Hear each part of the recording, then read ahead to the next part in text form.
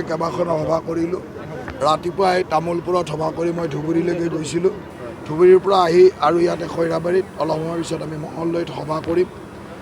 গতিকে য'তেই গৈছোঁ তাতে এটা পাৰ ভঙা উৎসাহ, আৰু ইয়াৰ পৰা আমি বুজি পাওঁ যে দিলীপ শইকীয়া ডাঙৰীয়া অতি কমেও 5 লাখ ভোটৰ ব্যৱধানত দৰং ওদালগুৰিৰ পৰা বিজয়ী হ'ব।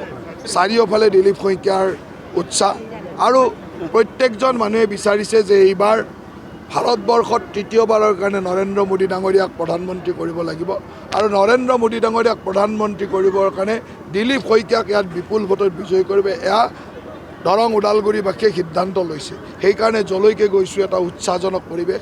আজি খৈৰাবাৰীতো এনেকুৱা ধৰণে অজস্ৰ ৰাইজ ওলাই আহি যিটো উৎসাহ দেখুৱালে, ইয়াৰ পৰা আমি নিশ্চিত যে অতি কমেও 5 লাখ ভোটৰ ব্যৱধানত বিজয়ী হ'ব।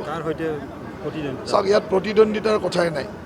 আমি ইমান আগত আছোঁ যে পিছফালে কোনে আছে তাক চোৱাৰ দৰকাৰে নাই। পিছফালে ইমান পিছত আছে যে 5 লাখ পিছত থকা মানুহটোক আমি কিয় চাই থাকিম, আৰু যেতিয়া দৌৰি থকা যায় পিছফালে চোৱা নাযায়।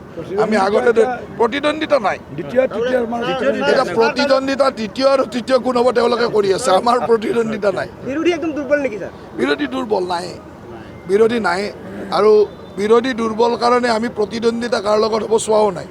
5 লাখৰ পিছত থাকিলে কিনো আৰু বিৰোধী। এগৰাকী বিধায়ক আৰু এতিয়া সাংসদ হ'বৰ কাৰণে প্ৰাৰ্থিত্ব প্ৰদান কৰিছে, কি ক'ব? মই অলপ আগতে ভাষণতে কৈছোঁ যে তেওঁতো এজন বিধায়কে, অপজিশ্যনত থকা বিধায়ক এজনে কি কৰিব পাৰে? একমাত্ৰ MLA ফাণ্ডটো পায়। MLA ফাণ্ডটোৱে ক'ত দিছে 2 বছৰৰ এটা ষ্টেটমেণ্ট দি দিয়ক, তেতিয়া গম পাব যে তেওঁ কিমান এক্টিভ বিধায়ক আছিল। MLA ফাণ্ডটো যোনে সঠিকভাৱে খৰচ কৰিব পাৰিছেনে নাই সেইটোও সন্দেহজনক। তেওঁনো আৰু সাংসদ হৈ কিটো কৰিব?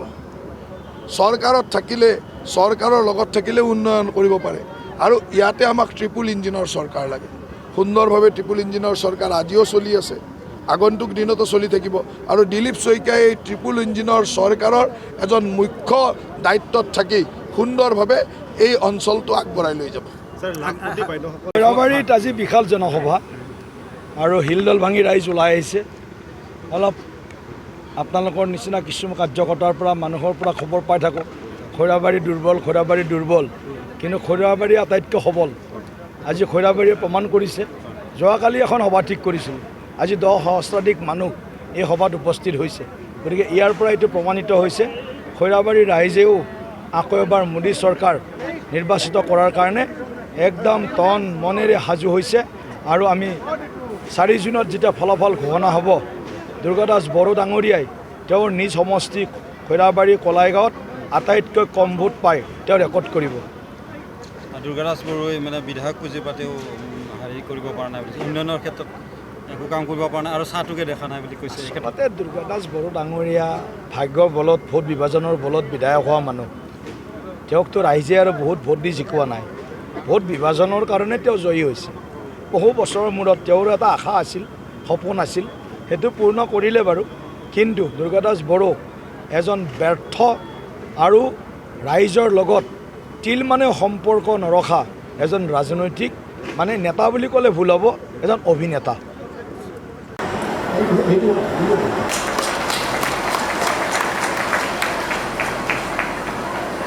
লগে লগে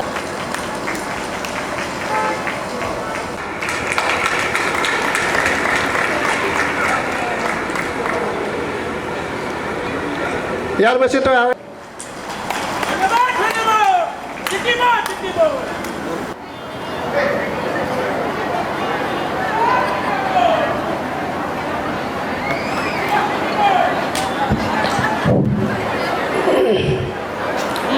নমস্কাৰ। আকৌ এবাৰ মোদী চৰকাৰ, বিজেপি, UPPL, ACP, নৰেন্দ্ৰ মোদীজি, ডক্টৰ হিমন্ত বিশ্ব শৰ্মা, প্ৰমোদ বড়ো,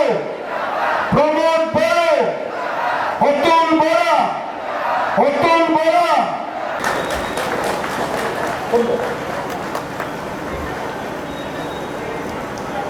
মাত্ৰ 2.5-3 বছৰ হৈছে, এইবাৰ সাংসদ হোৱাৰ মন মিলিছে।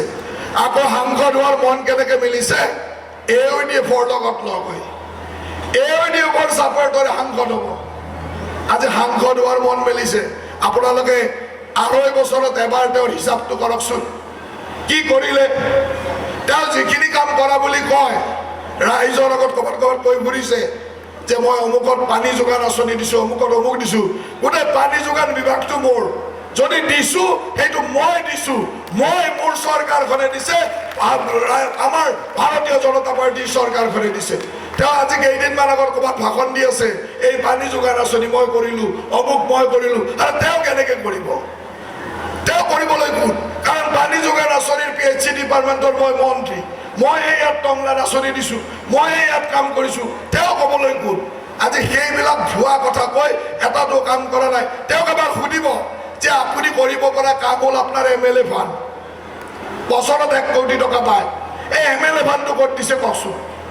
MLA ফাণ্ডৰ লিষ্টখন দিব দিয়কচোন এবাৰ সুধিব যে MLA ফাণ্ডৰ লিষ্টখন দিয়ক যে 2 বছৰত আপুনি 2 কোটি টকা পাইছে এইবাৰ 3য় বছৰৰ পইচাও আহিলে এই 2 কোটি টকা ক'ত দিছে এবাৰ দেখাই দিয়কচোন দেখাব নোৱাৰে সেই 2 কোটি টকাটো তেওঁৰ লগে চগে থকা যে ঘূৰি ফুৰে দালালকেইটা সেই দালালকেইটাৰ হাততে আছে সেই দালালকেইটাই কৰিছে গতিকে এনেকুৱা এজন মানুহক আপোনালোকে ক'ৰবাত সাংসদ হ'লে ই কি কৰিব চিন্তা কৰক যে MLA ফাণ্ডৰ 2 কোটি টকাও যোনে ভালকৈ খৰচ কৰিব নোৱাৰে তেওঁ MP হৈ কি কৰিব MP হৈ কি কাম কৰিব আৰু আমি চৰকাৰে কৰা কামবিলাকক তেওঁ আহি বটনি মাৰি কৈ আছে যে মই অমুক কৰিছোঁ তেওঁতকৈতো আমাৰ ভৱেন দাই বেছি কাম কৰিব পাৰে হয় নে নহয় ভৱেন দাই তেওঁতকৈ বেছি কাম কৰিছে সৰু এটা সমষ্টিৰ MCLA ভৱেন দাই তাতকৈ বহুত বেছি কাম কৰিছে গতিকে ভৱেন দাৰ কাৰণে এটা সুন্দৰ হাত চাপৰি আপোনালোকে মাৰক যে এইজন মানুহে কৰিব পাৰিছে গতিকে এনেকুৱা সৰু সৰু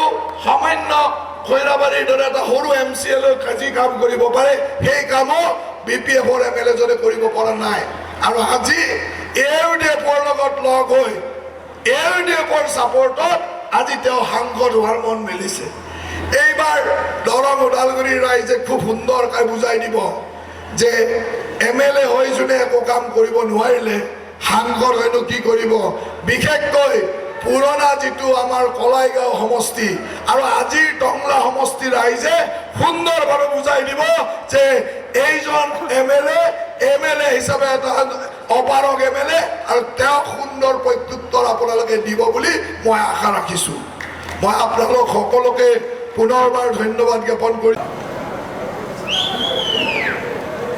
কৰ্ণন সভা BPFৰ VCDC মেম্বাৰ তেওঁক আগবাঢ়ি আহিবৰ কাৰণে অনুৰোধ জনাইছোঁ ইয়াৰ পিছত যে নম্বৰ ধৰণৰ কংগ্ৰেছৰ সদস্যজন তেওঁক আহিবৰ কাৰণে অনুৰোধ জনাইছোঁ ইয়াৰ পিছত গায়ত্ৰী নাথ কংগ্ৰেছৰ সদস্য তেওঁক আগবাঢ়ি আহিবৰ কাৰণে অনুৰোধ জনাইছোঁ যে আজি